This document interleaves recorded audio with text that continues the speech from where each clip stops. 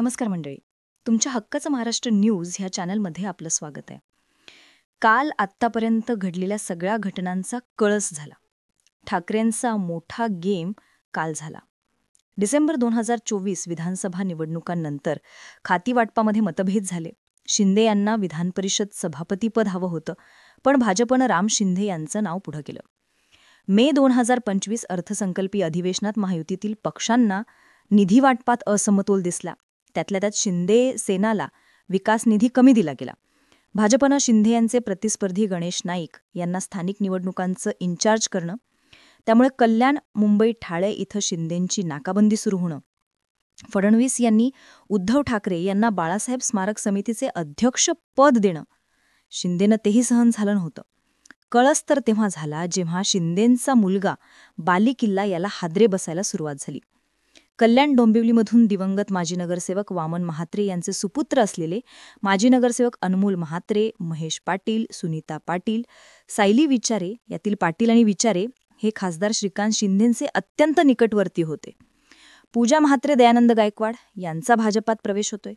अंबरनाथमध्ये पवन वाडेकर, माजी नगरसेवक सुरेंद्र यादव, तर तिकडे संभाजीनगरमध्ये माजी जिल्हाप्रमुख भरत राजपूत, दिवंगत आमदार RM वाणी यांचे पुत्र सचिन वाणी हे सगळे शिंदेंचे शिलेधार फोडून त्यांचा सुद्धा भाजपामध्ये प्रवेश होतोय.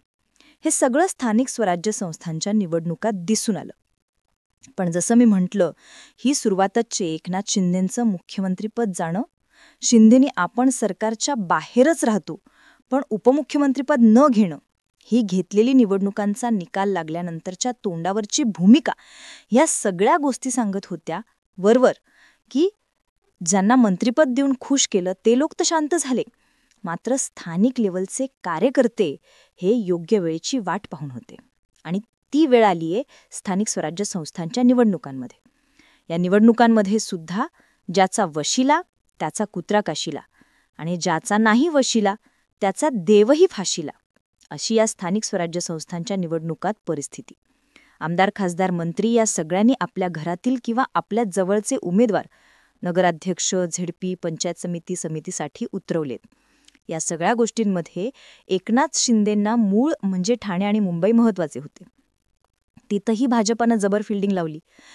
हे सगळं लक्षात घेता आत्ता जे चाललंय ते आपल्यात न ठेवता ते जगासमोर आणण्याची गरज आहे.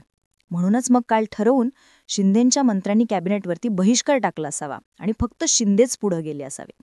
कारण जोपर्यंत शिंदेंचा पक्ष नाराज आहे, आमदार नाराज आहेत, शिंदेंवरती अन्याय होतोय, या बातम्या प्रसारमाध्यमांमध्ये फुटत नाही, तोपर्यंत भाजप काही या विषयाला सिरियसली घेणार नाही, असा समज हा शिंदेंचा असावा.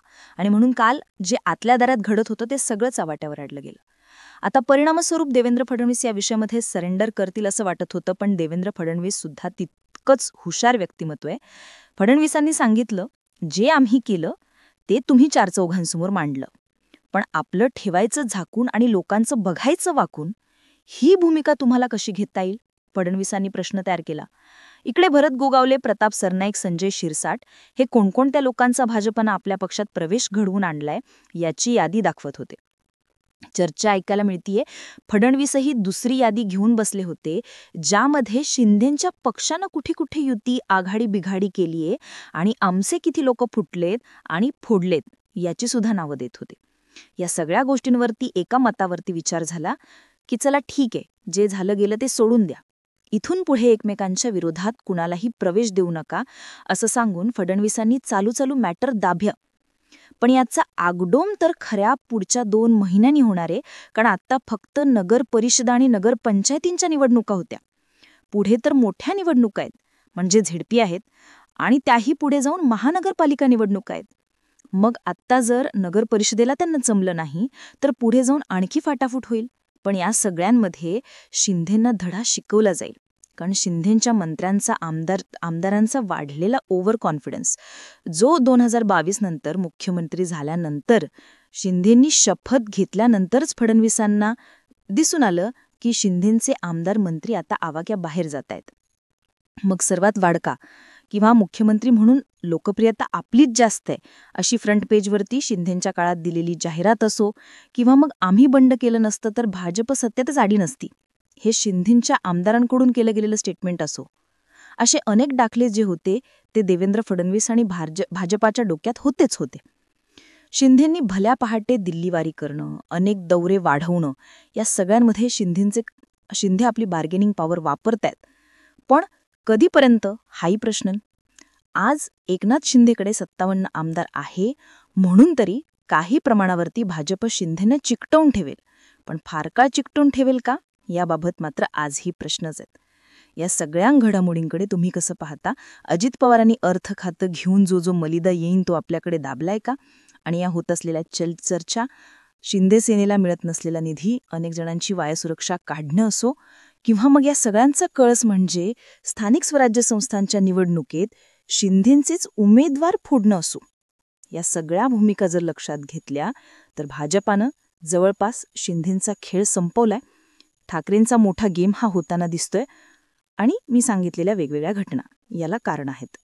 आता पाहण्यासारखं आहे की शिंदे पुन्हा उठावाची बंडाची भूमिका घेऊन आपली बार्गेनिंग पॉवर टिकवून ठेवतात की सरकारला पुन्हा सत्तेत असतानाच लात मारतात.